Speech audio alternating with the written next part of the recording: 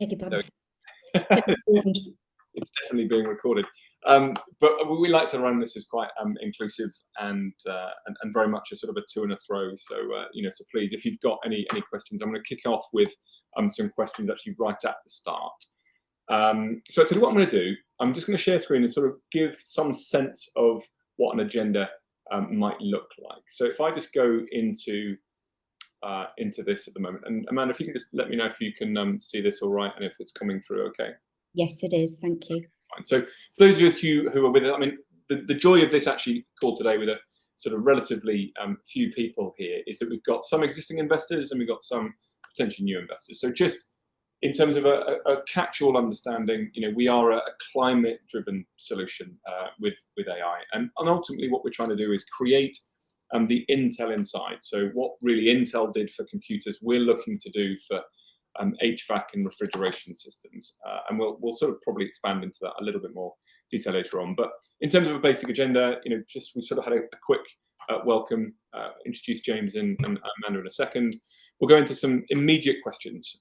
For some of you who are existing investors, you might have some questions for us already. For those of you who are new, you've probably seen our deck and seen some of our discussions, so you might want to have some questions. If not, and in particular for you, I know you're a Seedrs investors who are looking at Crowdcube, and it's been a bit of a pain. Really happy to go into that in a little bit more detail in case there are no questions. Then we'll just do a quick 10-minute overview of exactly some of the deck stuff, which might sort of pick out some really important bit. And then we'll just have some more open-ended questions. And I've just realised actually that agenda is set for my one for last week, so apologise, but imagine that's 1 o'clock through to 1:30 is the plan. So I suppose just sort of starting from there, Arj, Dion, Warren, John, Stephen, obviously we've talked a little bit. Are there any questions that we can help you with before we do anything else? There might be some bits, and by all means you can just come off mute and talk about it, or by all means just put it into the chat like Dion, so you haven't got a camera, that's just fine. Any questions to get us started? Yeah, Steve. Yeah, this may be that it's not the right place to ask.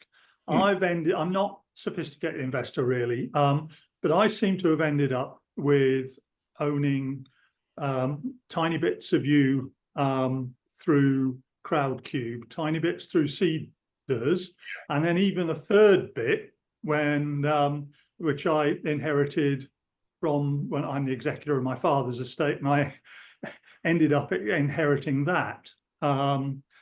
So I seem to have, is that right, that I've ended up with 3 distinct little bits?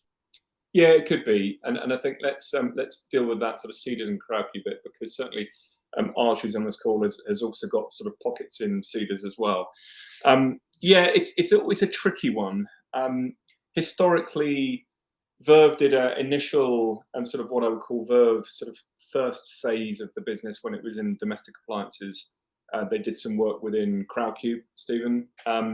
Then sort of that second phase, they went into Seedrs. Seedrs became much more attractive in terms of the benefits as a raising company. So we sort of did a round or two on Seedrs. But if I'm brutally honest, Seedrs from our perspective just wasn't brilliant in terms of the way that they operated, the reach that they had, and most importantly, especially for me, the contact with the investors. I think it's a really important proactive interaction that we have, and like with yourself, specialists in the maritime sector, we should be working with our investors to understand and explore these opportunities, which we can't really do with Seedrs. So from an operational company perspective, it's always difficult to use Seedrs. So that's why we've sort of come back into Crowdcube, because it just means it's much more direct for us. Practically speaking, from your side, you will have little pockets held within Seedrs and within Crowdcube. It doesn't mean an awful lot other than the fact that it's just a bit of admin. In terms of if you wanted to sell off, your allocation of shares at any point, you have to work through obviously the Crowdcube side.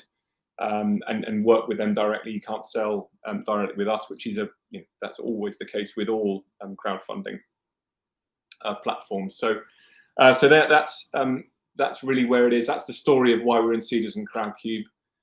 I appreciate it's not ideal. And Arj, I know you asked a question before about is there going to be preemption within Cedars? There's not. They've decided not to take up their allocation for preemption rights on this round, just simply because we're not raising an awful lot of money. So they're not particularly interested in the sort of the admin side. So if you wanted to come in again, you have to come in through Crowdcube. I'm afraid. I'm sorry about that. John, I've got your point, and actually you're in my email to actually read through your email, if that's okay, because there's some great questions from you in there. So before I go down that line, and any other questions from anybody else that might help? Yeah, just a quick. So it's more just a request than a question, if that's okay. Of course, yeah. Yeah. So first of all, thanks so much for the time. I think for me, I would like to have this call cover the let's call it the change in the business. Just to give me a recap, I suppose I'm getting a little bit lost with where the business was. I know there was version 1.0, 2.0, and maybe it's 3.0 now. Version 1 I knew nothing about. So that's really my request. Thanks. Okay. Yeah. Let's cover that off first. Awesome. Yeah. So I suppose I kind of break it, I think, realistically into two key phases. And I think, we're definitely coming into that sort of the latter part of phase 2. So phase 1, really Verv as a company, it was, and James, please correct me if I'm wrong here, because you know much more of this history than I do. But the way I like to look at it, Dion, really is that phase 1 was very much focused still on predictive maintenance, but was very much around domestic appliances and the sort of the domestic energy use and the disaggregation of that energy when it comes into our home, and different appliances use different energy requirements, and being able to actually understand the energy requirements of all the different elements of appliances. And really what that was a predictive maintenance play, which is a lot of where some of our patents still exist back from those days of being able to understand faults within, for example, washing machines, tumble dryers, etc. But I think one of the challenges of that, and this was really, I think, if we're honest about it, was probably the height of the sort of the valuations of Verv. The challenge was that there are so many different washing machines, even within an actual manufacturer, and then you have all the different manufacturers in the domestic setting just for one washing machine, for example. And then if you times that by all the different sorts of domestic appliances, realistically, whilst we may have had sort of Amazon interested and all of those sorts of really big businesses, the amount of money needed to develop predictive maintenance patterns for all of those sorts of appliances and all the different types, makes, models, and otherwise, and then you've got the geographical differences between them all. It was just too big of a challenge on the domestic side. And then I think really what happened, you had sort of the COVID element within the middle in there, which obviously was always a little bit difficult. And I think it was in that period where there was a pivot from that sort of existing Peter, who was the founder, and the board to sort of look at a much more structured opportunity within the largest source of energy waste and carbon waste within a commercial setting, which was where the heating and cooling systems, or really HVAC systems, came in. And there was can I just add a little bit there, James? Yeah, sorry. Yeah, no, just before we go forward on that. So originally the concept was what we termed at the time was I joined in 2019, so at the tail end of, let's call it Verv 1.0. It was very much intended that it would be a business to consumer model. And the investors today, Centrica and sort of the other large entities, very much minded that they would handle the customer-facing angle. And bearing in mind, this is all domestic that we're talking about, but it didn't work out like that. It very much became the case that we were fronting a business-to-consumer relationship. And that became really quite difficult for us to manage. So moving forward with working in the industrial space, it really helps that, and James will, and I will talk a bit more about this, but it really helps that through licensing and partnering, we we can focus on what we're good at, which is really good engineering and developing innovative products. And we are able to scale the business in such a way through partnerships that we would never be able to do through just working with one or two entities. Okay. So Dion, does that help just understand that sort of first phase into second? Is that a little bit more useful for you? You're on mute, just in case you are talking. Yep. No. It does. Thanks so much. I think it's a very good, pivot. I think trying to tackle, the retail or consumer market would be just an astronomical logistic affair. Yeah. You're So, right. I mean, B2C businesses are always very difficult one to play against, unless you've got incredibly deep pockets and incredibly patient investors, and unless you've got that miracle device technology, especially in the deep tech side. You would sink a lot of money beforehand. But we've talked about pivoting a little bit. What I will do when James and I just go a quick 10-minute of some key slides, we'll talk about a commercial pivot that really, to be honest, James very much led last year, which is certainly coming to pay dividends around that HVAC side. We've always been very sort of direct to the end user in terms of our commercial revenues, which is always, there's always a friction between intention and action on consumers, and generally it's around who pays for the initiative, the innovation, and the technology. Whereas what James really led last year brilliantly was a move much more to an indirect type license model, which means we're one step away from the consumer, which, by the way, brings its own challenges, which we're going to be wrestling with this year. But it also means we can scale a lot quicker, and we can scale geographically a lot easier into new markets. So we'll reference that in a little bit.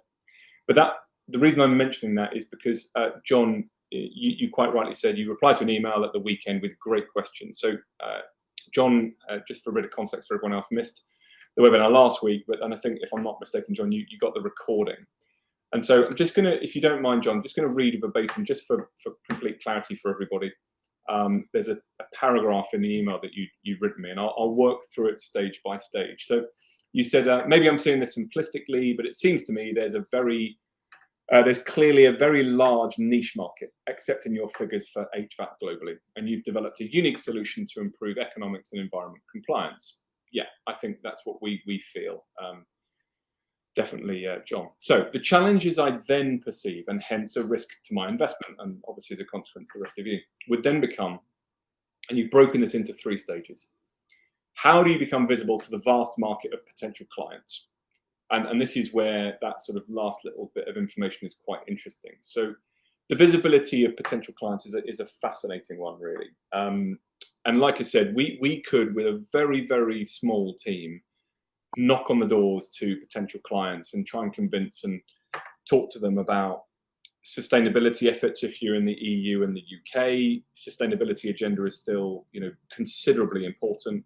If you're in the Americas, which we are, the sort of a narrative, for those of you who are current investors of ours will realize from an email I sent out about 3 weeks ago, the narrative is shifting from a sustainability agenda into much more of an economic agenda, in that, even if you don't want to think about sustainability as a thing, you've surely got to look at the cost of energy. And in particular, again, in America, the cost of energy is not as expensive as it is here. But for example, the new patent that we've just filed around F-gas levels and F-gas leaks, which is a predictive maintenance element, which we'll touch on later. F-gas replacement is ridiculously expensive. So it's becoming an economic argument. But aside from that, with a very, very small team, it's very hard to knock on the door of all of the potential clients globally, because HVAC is genuinely a global challenge that we have. We look at our potential markets as UK and Europe primarily, North America secondarily, because we have Peter, the founder, is based out there along with a salesperson. And then we've got the Middle East market from that sort of new construction side. And Stephen, obviously, Saudi is a classic one for that. But again, it's one to many. It's a very, very difficult way of getting that visibility, to use your term, David, on that. So really what we're looking at is that indirect license-based model, which is very much around what we would call a pincer movement. So we have a direct sales model, which is targeting the end user. It's labor intensive, but we really understand the problems that these end users have. But then we have this license model around wholesalers, distributors, manufacturers, which is all about being at the point of sale of the end users. So we might be targeting them independently, but also if we've got much larger contracts with these distributors and manufacturers, it means that not only are we selling more units and we're getting quicker spread, both in terms of unit numbers, but also geographically. The second element is that point of, maybe they don't even know who we are, but the moment they come in and they speak to their, their suppliers of things like isolators or switches, and they see our smart options, it means we've got this sort of pincer style movement of scale. So that's really how we're becoming visible to that potential client pool. You've also asked a question here about how do you make your product deliver unmissable economic gains for clients versus costs, because cost is still their absolute number one priority, whatever Ed M says. I'm not sure what Ed M is. But how do we make the product deliver unmissable economic gains? So that's a really interesting point. So the way that I see this is there's a short-term and there's a long-term view when it comes to making economic arguments. The short-term view is very much a behavioural shift within the usage of HVAC and refrigeration. So we found already that as soon as you install Verv devices, you immediately get an understanding of what your devices are being used for and when. So one of the biggest sort of target markets we have is that 87% of buildings under 50,000 square foot do not have a building management system. So they really struggle to understand how much their HVAC is contributing to their overall energy costs because they have no management system to understand it. So as soon as we can be installed, you get instant visibility on when your systems are on and when they're off. It's bog standard, it's simple. There's no clever artificial intelligence needed in this at all. It is simply energy measurement and monitoring. By understanding that, you can instantly see that, if your working hours are 9 till 5 and your units are still on at 10 o'clock or 11 o'clock at night, you've programmed every single thing of your units wrong. And we see this time and time and time again. So we can make that very quick, instant sort of saving of energy cost. In terms of the long term effects of that, this is about the maintenance of these units. And in particular, things like life cycle maintenance of them. So generally, a large HVAC system, refrigeration systems will have a considerable amount of budget which will be assigned to the balance sheet of these large buildings, organizations, and so forth, that in 10, 15 years, they have to replace these systems. But actually, they're just replacing it based on a warranty-based belief rather than an effectiveness or efficiency belief, which we feel that you need to move to, which is, well, actually, why would you replace it 15 years if that system is still 95% as effective as it was 5 years ago, 10 years ago? Or enabling them to have clever management of their life cycle planning. So rather than replacing all systems immediately, is actually say, well, if you look at your estate of HVAC systems, these fans over here have been used 94% more than these fans here. So start your replacements over here and gradually bring them in. Don't have a massive CapEx spend immediately. So that all speaks to that whole economic argument of just blunt money. The other argument, and this is where we've got the carrot and stick impact on here, which is that's all the carrot stuff, save energy, save money, etc. You've also got the stick element, which is really an economic argument as well, which is all of the regulations which are coming in and costing businesses and people an awful lot of money if they're not adhering to the regulations that are coming in. So I'll give you an example of the CSDR regulations that are coming in Europe, where fines are levied differently in each different country. But in Germany, your businesses will be fined 10 million euros, sorry, if you're not adhering to CSDR regulations. In France, it's actually much more on a personal level. So it's a 75,000 euro fine and 2 years potential imprisonment for directors. And that is all around if you're not reporting on your numbers. So if you then take that back a step 87% of buildings don't have a building management system. They don't understand how much energy is being used in their buildings by the different systems. Therefore, they can't really report on their figures. So there's an economical argument there, which is all around regulation and legislation of reporting. And Ed Miliband, thank you. I've got that as Ed M. So that's the sort of the economic bit. And how do you stop larger, well-established competition stealing your market by delivering a similar product? I think that's a really good question on that. And that ultimately comes down to, yeah, as you quite rightly say, there's a patent protection. So we've got 14 patents, which cover the US, Europe, and parts of the Middle East as well, or parts of Asia. So we have the protection of our patents on the one side. And the second element, it speaks more to behavioral. You know, we're in discussions with big HVAC systems like Carrier, for example, or Mitsubishi and another. You know, these are the sorts of businesses that should have systems like ours. They should have them built in.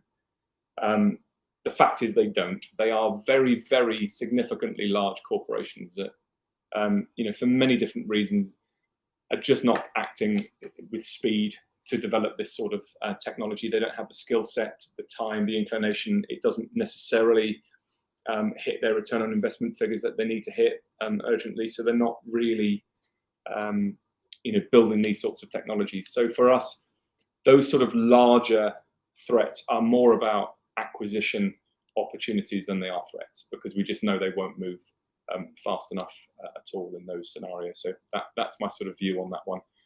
David, John, David, apologies for the naming conventions as to which is right and wrong. So yeah, I hope that answers some of your questions.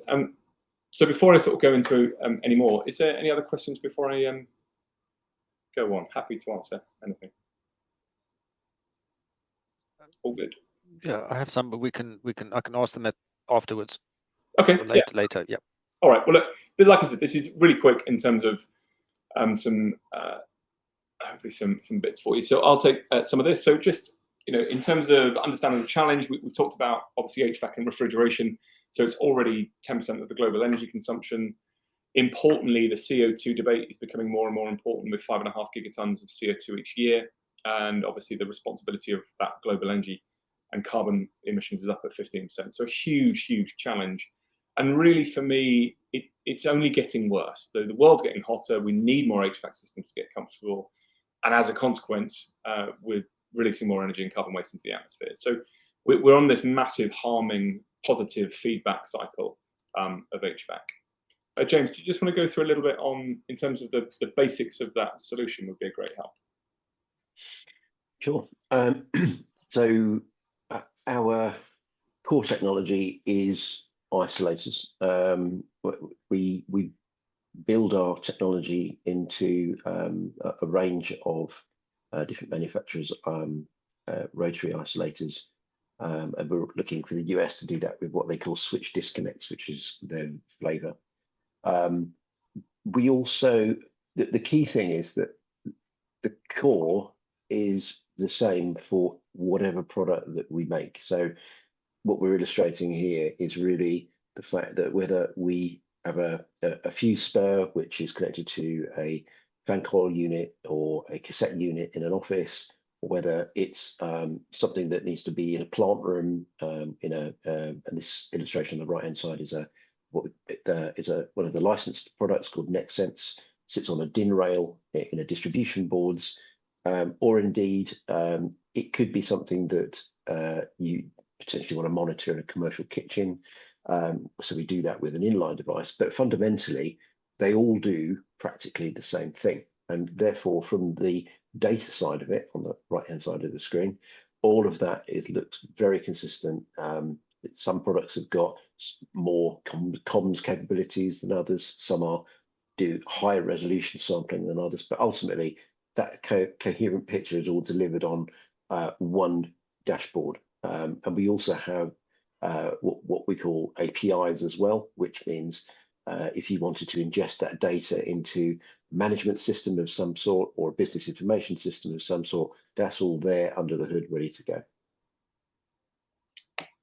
Cool, thanks, James. And yeah, I think that, just bringing it back, so they're ostensibly doing the same thing, but it's this element here of the PCB board that basically resides within the hardware tech. So these can be reskinned, resized, and essentially put into any products that you want. So the way that we've actually built our sort of that commercial pivot that we talked about is really all about licensing this technology and being able to either sell it directly into the products we already make, or as in this case here, the DIN rail terminal, be able to put that technology within a product that somebody else wants to build. So we become that sort of technology provision from within it, and then we license and we get that software partnership off the back end of it all, which is certainly showing through. So just a bit of protection for those of you who are new to us. We are very patent heavy. We've got 7 historic patent families with about 14, now 15 patents individually, which has been independently valued at 14 million, which some people understandably will say it's a piece of paper that somebody's actually valued something at. But in our case, we've actually got a bit of proof in the pudding where in 2023, we sold 3 patents for £1 million. So we've actually got proof in that value as well, which is always hugely important for us. Just in terms of traction and understanding our commercial model, I think it's really important for you, existing investors, as well as sort of the new ones. So we've talked on this left-hand side about the direct sales. Realistically, that's where we've always been before, looking at selling directly to, let's say, for example, a facilities manager, an asset manager, a building owner. And, Stephen, to go back to our discussion earlier on, we've really focused on the building element of HVAC. And I'm now interested that HVAC really can be across multiple different sort of industries and sectors. But really, this is where we've gone. So we'll normally do a quick building test on a scale down price. We'll then scale it to sort of 3 or 4 buildings, and then we scale to a vast portfolio in that sense. And that's generally how the direct sales have gone. It takes time. It's expensive. It's not exactly straightforward to do, but it is important because we understand the sorts of problems that these businesses have. And really, the sort of the scalability of our solution over the coming years is around that indirect sales side, where we'll go into markets with a distributor or a manufacturer agreement. And generally what that looks like in distributors, it's you've got a product that we really like and we would like to sell that, list that. And that's what these clients are currently doing. Or in this case, you've got a company like, for this instance, Camden Boss, who say, actually, we're an enclosure manufacturer. Can you put your technology into our enclosures? And we'll license it. And that's really what happens in the manufacturers. But the interesting element, which is within our financial model, is when you do a deal with one of these sorts of companies, they are doing the deal themselves, but then very quickly spin-off deals happen. So for example, with this one here, we have a deal that is now spinning into a Serco Transport for London deal. So really, we're not even doing our own business development here. They're doing it for us. So it's a wonderful sort of model that hopefully we're sort of banking on there. You would have seen this in the deck, which is available on Crowdcube, just to sort of give you some ideas. So in the top right-hand side here, just some key fundamentals in terms of how the hardware and the software model works.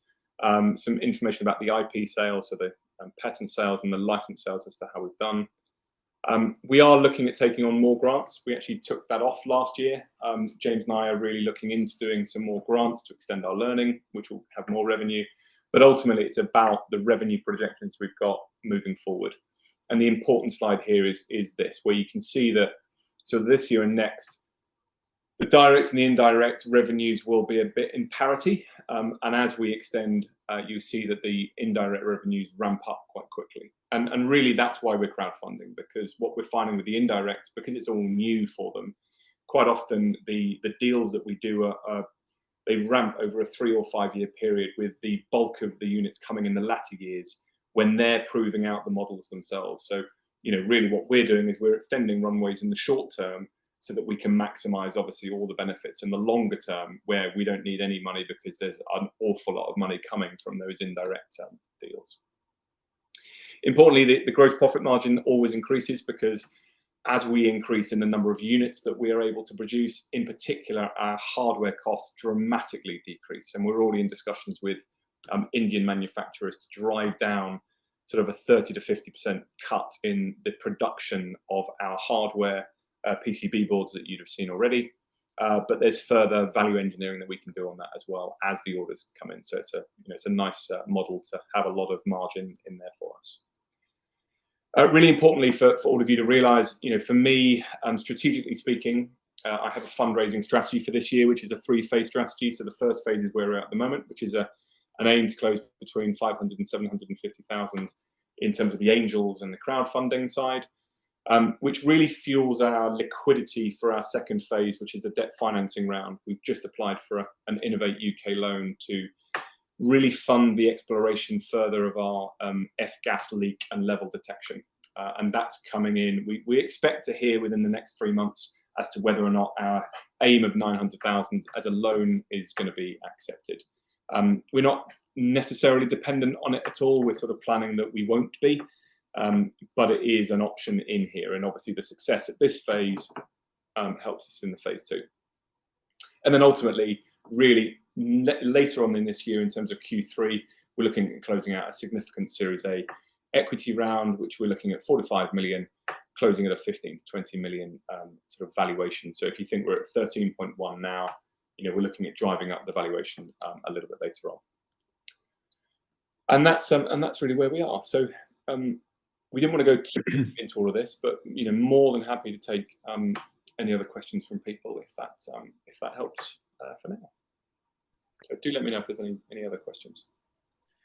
Yes, so I've got a few questions if that's okay. Of course. So I think the one thing I wanted to ask was between the direct selling and the indirect selling, I'm just trying to understand how your software works, because I think you were saying that you have a data dashboard that clients can access that's given them statistics about what the meters are reading. But if you're selling these your products to let's call it OEMs who may be manufacturing something that goes into a complete system, how does the client then possibly get the benefits of that data? You'll have like a very disparate sort of route to market, and I'm not sure how they also get the software side. Thanks. Yeah, so there's three aspects of that, Dion, really. Direct customers will go straight into a portal, into our portal if they want to, and they can get the data there, as you quite rightly say. In terms of indirect, there's options for them, really. Number one, they can take an option of using the portal themselves, and they can just get the data from there. Or they can actually just simply take our API, and the API will pull all of that data into their own data lake, where they can do their own analysis on behalf of their clients or behalf of themselves. So that is a relatively straightforward solution, and actually one that is much more scalable and easier for us because we're just providing the actual the information itself. The second element, and this is one that is currently being explored with one of our customers, is we have an ability to simply duplicate the portal and create portals for our customers themselves, so that they hold their sort of client data within their own unique portal. And that is that's something that can be done. It won't be at our cost; it will be at their cost. But we can do that so that everything is tidied that way. But this is something we're discovering. Everybody will want something a little bit differently. We just got to make sure we try and steer them in a certain direction that makes sense. Does that help? Yeah, no, thank you very much. Yeah, I suppose I was just trying to understand, if you've got a component inside a product, how does a client even know that your product is in that OEM's product? If I'm describing it adequately, yeah. It does. As James explained, everyone is cut slightly differently in terms of the deal structure, but most of them are all co-branded deals. So even if it's like the NextSense product, which we showed you on that chart a few moments ago, we have a co-branding logo which says "Powered by Verv" on it, and the portal is also co-branded. So there's always our presence is always there, but I think the key aspect really is these deals allow us to scale. It gives us leverage, so we can put the effort into supporting those organizations as the customer, but they are effectively out there doing the sales work for us. And so that, I think we would struggle, and James alluded to it earlier, we would struggle to achieve that same result with the resources that we have. And just in the same way that we don't want to hire an army of salespeople, we also don't want to be a hardware manufacturer. We want to be abstracted away from that process.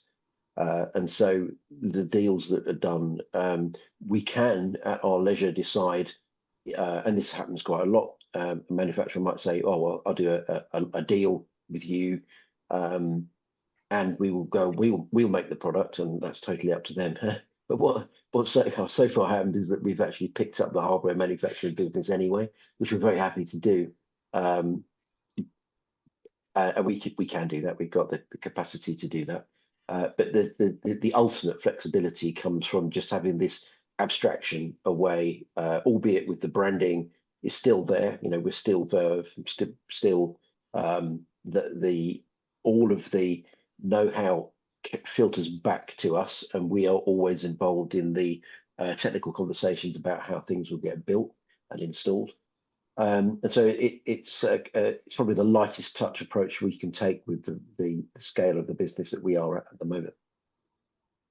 There's probably one aspect, Dion, just because I think one element you just asked there is about our equipment within an OEM. So let me just reference that exactly, because it's unlikely, for example, that we would have our our kit, for example, an isolator like this. It wouldn't necessarily go into an OEM's air conditioning system. But on some of the premium products, so let's take F-gas leaks as a classic example of how an OEM might be able to use what we have created, just to be very specific to your one example. They all create data. Some of their premium products, they will create significant amount of data. But there's no reason why, for example, they couldn't license and use our algorithm to detect F-gas leaks. So understanding how our algorithm works with their data. And that could be a really easy and scalable way of monetizing the stuff that we've created as well. So it doesn't necessarily have to be the hardware component. It could just be the intelligence that we've now patented. And certainly that's something I'm particularly interested in looking at from an OEM perspective. So hopefully that helps on that side. Thank you. Cool. John, Aj, any other questions from yourselves or Stephen maybe? Otherwise, we'll let you all disappear. I've got one more question, if that's okay. Yeah, of course. Not everyone has to stay. That's right. So what happens if you come across a client and the client does not have a BMS system? So you see this huge gap. Is that not an opportunity for you potentially to partner with someone who can provide these BMS systems and introduce them to this client, almost as a reseller or an introducer or something to help the client, other than walk away and otherwise you have to walk away and just leave them to suffer onwards, into perpetuity without knowing what they don't know, I suppose, or don't have. Well, I think that, yeah, I think we prefer the a greenfield site where there isn't really a BMS. I mean, we work in any environment, but what we often find is that a BMS system. So it's firstly important to be really clear. There's no dependency on anything that we do and the existence of a BMS. So we work completely independently from that. And we know that majority of the buildings still that we're working with don't really have a BMS system which is working at optimum efficiency, and often landlords and tenants often think that we've got a BMS system, therefore our building is fully optimized, and then they suffer a terrible shock when we go in there and say, well, just looking at HVAC, that's not really optimized at all, and that's before you even get to the predictive maintenance side of it. So there is no dependency there on BMS, but neither is there an issue if there is a BMS present for the very reasons that I've just mentioned. Oh, great. No, thank you so much for that. Yeah, I think it's about finding that niche, and for us, it's perfect to not have a BMS, just because it's the easiest win for us to go in and say, well, you've got no control, you've got no ability to measure, and you've got no understanding of your maintenance requirements, unless a machine, funny enough, what Stephen just said, where you put your hand on something and it's too hot. In this case, it's generally your air conditioning is broken because people are complaining. We want to be able to get ahead of that problem. So that's what we're trying to do. So yeah, non-BMS is perfect. Very, very happy with that. Cool. Any other final questions before we end this? I'm more than happy to take it, or by email if anyone wants to follow up on email. Give it a couple more seconds. Yeah, I appreciate you taking your time. That was very helpful. Thanks very much. Good to hear from you. So I guess where I'm thinking is this isn't my background, although I have done some predictive maintenance a long time ago.